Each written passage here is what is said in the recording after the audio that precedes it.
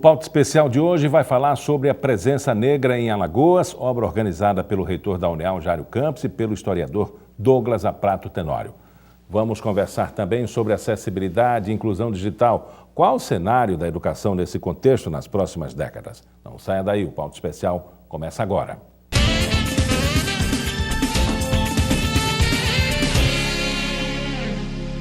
A obra A Presença Negra em Alagoas, livro lançado em setembro pela UNEAL, em parceria com o Sebrae, destaca a influência da cultura afrodescendente no Estado. Quem vai falar comigo sobre essa obra é o reitor da UNEAL, Jário Campos. Professor, qual é o propósito dessa obra?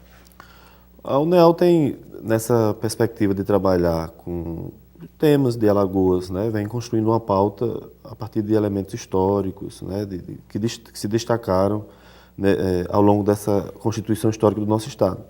A pauta do negro em Alagoas é uma pauta muito rica, né?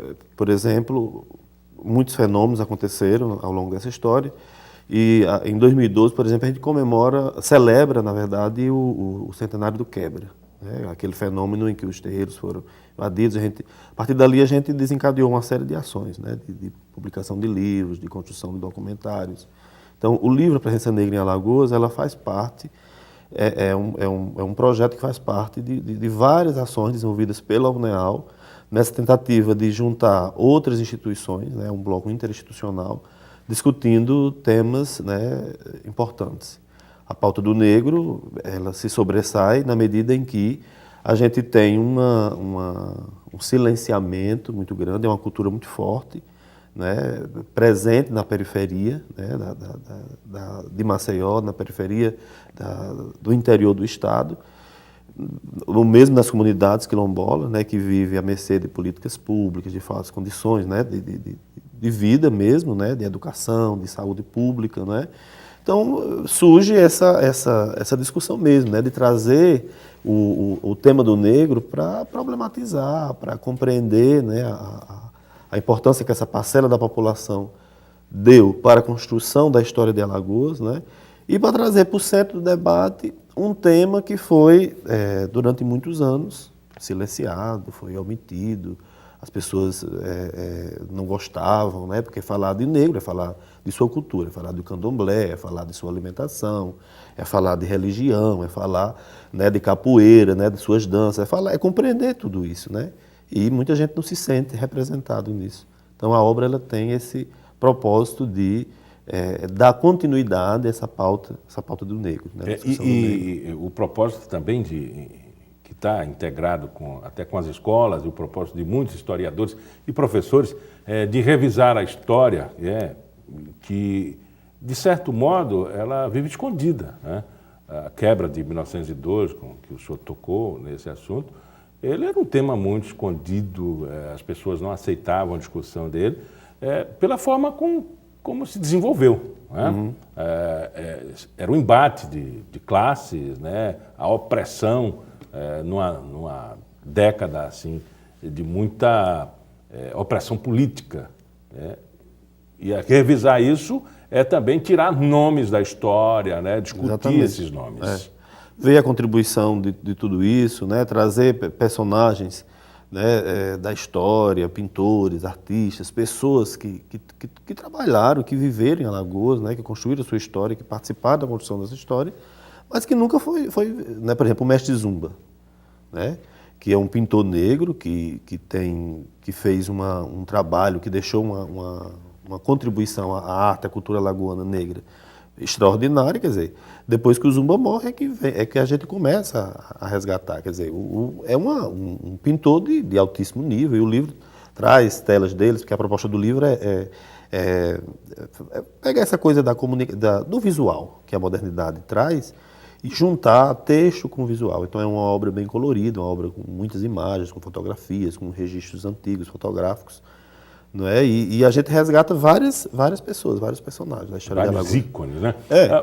Houve contribuição também entre a UNEAL, a Universidade Federal e outros colaboradores. Isso. O livro foi organizado por mim e pelo professor Douglas Aprato.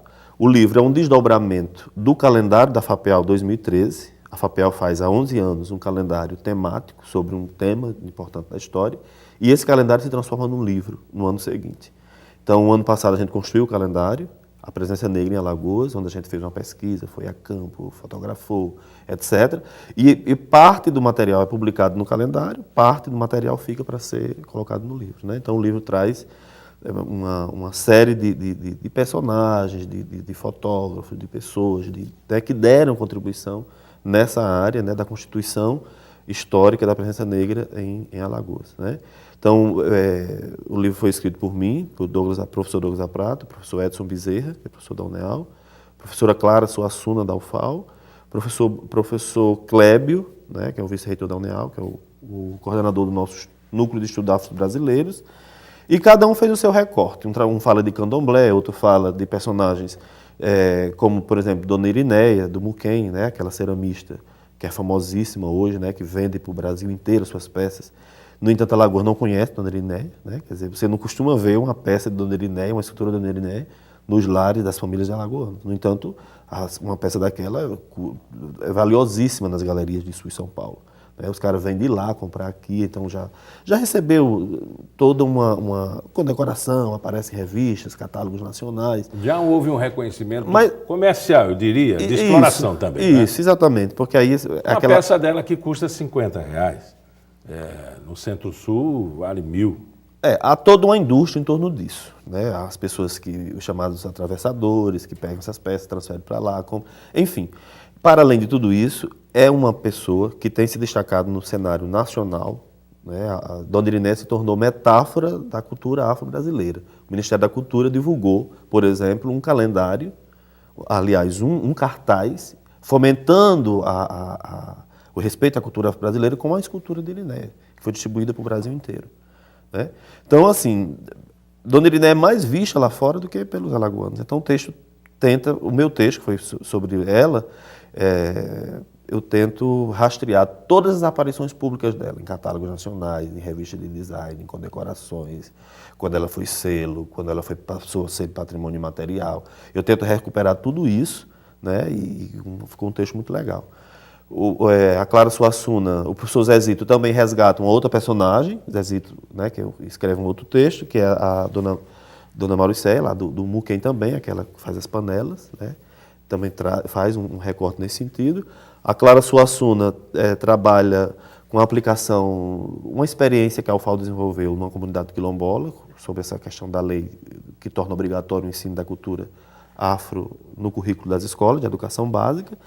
E o professor Douglas Zaprato faz um registro mesmo, um texto histórico, mostrando essa evolução da história do negro, né? Assim, um texto mais abrangente, mais filosófico, eu diria, em torno da história, né? Então é um livro muito bonito, uma grande contribuição.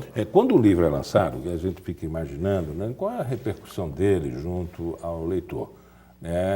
Eu diria que quando um livro ele começa a ser pensado, ele já começa a mexer, né, com o mercado. Ele começa a mexer com a cultura, começa a mexer com as pessoas. Mas no dia do lançamento, um Babalorixá se emocionou, né, com a riqueza de detalhes e com a disposição de letras e imagens que o livro trouxe. Isso seria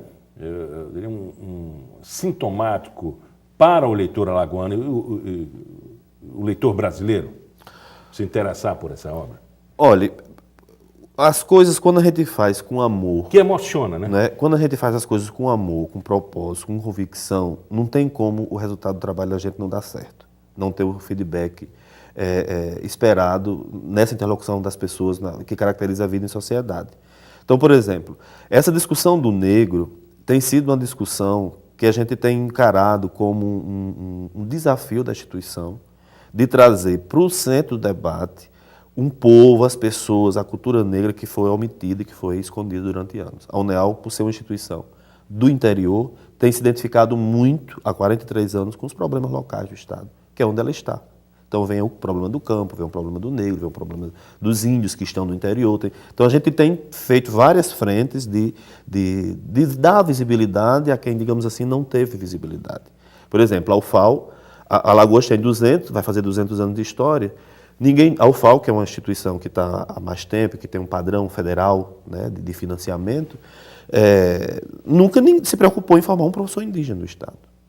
né? Quem está formando, 80 professores indígenas, a primeira experiência, somos nós da UNEL. Né? Então isso é uma compreensão muito clara a serviço de quem que a UNEL deve estar, né? Como instituição do Estado, com os indicadores que a gente tem. Né? Então a gente tem tido intencionalmente esse trabalho. Então a gente vive com esse pessoal dos terreiros, das comunidades de candomblé, a gente vive com esse pessoal, a gente vive com projetos, a gente vive articulando as políticas, a gente vive fomentando a profissionalização cultural desses grupos, para a participação dos editais. Né? Então a gente é uma relação mesmo de pertencimento, não é uma coisa de fora, não é uma coisa de quem chega na comunidade para pesquisar, é uma coisa de dentro, é uma coisa né, de quem faz por convicção. Isso dá alicerce, e eu, a propósito, pergunto, como é que a UNEAL está vendo a inatividade política de um grupo que se represente, né, que se faça representar como movimento negro? Já tivemos um movimento negro intenso aqui em Alagoas. Hoje ele está, vamos dizer assim, dormindo, está em dormência. Como é que a UNEAL vê essa questão política do debate negro em Alagoas? Olha, a gente encara como um desafio, né? A sociedade alagoana é uma sociedade muito conservadora, né? É uma sociedade que ainda, né, ligada muito à tradição em algumas coisas, tem ficado ainda muito distante, né, dessa convivência pacífica com as diferenças. Né? E basta a gente ver os nossos números, basta a gente ver a quantidade de negros que se matam, jovens que se matam na periferia desse estado. Né? A quantidade os números da população negra, né, de acesso à escola são terríveis, de acesso ao ensino superior são terríveis. Precisa o governo federal estimular, né, fomentar uma cultura de cotas para que o negro minimamente possa estar na universidade. Então, há um déficit histórico disso. Né? Alagoas não é diferente. Alagoas obviamente que a gente tem as nossas singularidades, né, mas a Alagoas faz parte desse projeto maior. Né? Quer dizer, no cenário nacional, é um estado que tem indicadores muito complexos nessa questão do tratamento do negro e que qualquer pessoa, qualquer gestor público, né, prefeito, secretário, reitor, quer dizer, não tem como desconsiderar, né, elementos, números, indicadores que saltam aos olhos. Né? Então, o desafio da UNEAL é problematizar a causa do negro, a causa do índio, a causa do campo, do MST, né? A causa do gay, né? Para que a gente possa problematizar, fomentar o debate, essas gerações que estão passando por nós nessa formação, para que seja uma geração de profissionais, né, que atuaram no mercado mais sensíveis à causa das diferenças, né, que tenha o princípio de conviver, do respeito ao outro. Então eu diria que vai nessa direção. Agora, o desafio é muito grande, porque as limitações são imensas, né? As dificuldades são tremendas, de falta de pessoas para gerar, para organizar, porque cada projeto, tudo que se faz é trabalho. Né? E a UNEAL é uma instituição pública que tem, do Estado, que tem seus problemas internos e que tem sua dificuldade de toda a ordem histórica, né? Assim, problemas acumulados em muito tempo. Mas ou a gente tenta dinamizar e fazer o que é possível dentro das condições que efetivamente nos são dadas, ou a gente fica... Né? Quer dizer, eu não vim para o trivial, eu detesto essa coisa do trivial. Acho que a gente precisa ousar sempre, né? É uma coisa que a gente tem, é uma tônica que a gente tem dado à gestão da universidade. Professor, parabéns pelo trabalho, muito obrigado pela entrevista. Eu que agradeço. Vamos a um rápido intervalo e voltamos já já.